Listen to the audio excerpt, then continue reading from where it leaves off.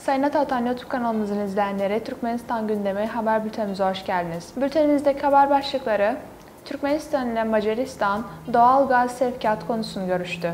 Joe Biden, ABD artı Orta Asya liderler zirvesini düzenlemek istediğini açıkladı. Ve son haberimiz, OPEC, Aşkabat'taki OGT 2023 petrol ve gaz forumuna katılacak. İlk haberimiz, Türkmenistan ile Macaristan doğal gaz sevkiyat konusunu görüştü. Türkmenistan Devlet Başkanı Serdar Berdimuhamedov, Macaristan Devleti'nin kuruluş günü kutlamaları ile Macaristan'ın ev sahipliğinde gerçekleştirilen Dünya Atletizm Şampiyonası etkinlikleri için günübirlik Macaristan'a çalışma ziyaretini gerçekleştirdi. Türkmenistan Devlet Başkanı ziyaret kapsamında Macaristan Başbakanı Viktor Orban ile bir araya geldi. Görüşmede ikili ortaklığın geliştirilmesi konuları ele alındı. Gelecek vaat eden işbirliği alanları arasında enerji, ulaşım, sanayi, ilaç, tarım ve bir dizi başka sanayi belirlendi. Bununla birlikte görüşmelerde Türkmen-Macar insani bağlarının geliştirilmesine büyük önem verildi. Bu bağlamda spor alanında karşılıklı yarar sağlayan temasların teşvik edilmesinin,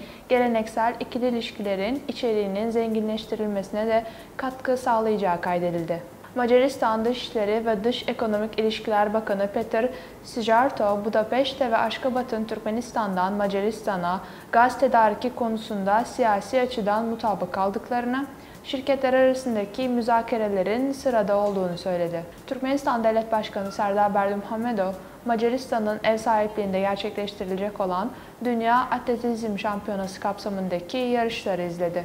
Ayrıca bu etkinlikleri izlemek amacıyla Türkiye Cumhurbaşkanı Recep Tayyip Erdoğan, Sırbistan Cumhurbaşkanı Aleksandar Vučić, Özbekistan Devleti Başkanı Şavkat Mirziyoyev, Kırgızistan Devlet Başkanı Sadır Japarov, Katar Emiri Şeyh Tamim bin Hamad Al Thani, Rusya Federasyonu Tataristan Cumhuriyeti Reisleri Rustam Minnikhanov ve diğerleri üst düzey konuklar Budapeşte'yi ziyaret ettiler.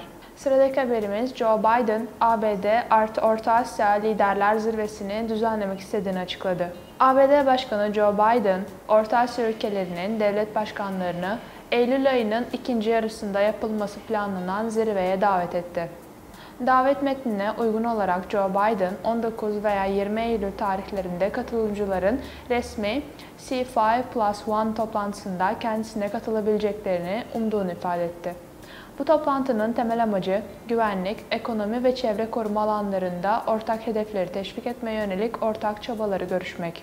Eylül ayının ikinci yarısında gerçekleştirilmesi planlanan bu etkinlik, Birleşmiş Milletler Genel Kurulu çerçevesinde düzenlenecek. C5+1'ın ABD'nin Kazakistan Cumhuriyeti, Kırgız Cumhuriyeti, Tacikistan Cumhuriyeti, Türkmenistan ve Özbekistan Cumhuriyeti hükümetlerini bir araya getiren bölgesel bir diplomatik girişimdir. C5+1 yani C5+1, 2015 yılında kurulduğu tarihten bu yana uzman toplantıları ve tematik çalışma grupları aracılığıyla ABD ve Orta Asya bakanlar arası diyaloğu ve işbirliğini genişletti. Son haberimiz, OPEC, Aşkabat'taki OGT 2023 petrol ve gaz forumuna katılacak. Petrol ihraç eden ülkeler örgütü yani OPEC, 25-27 Ekim 2023 tarihlerinde Aşkabat'ta düzenlenecek olan 28.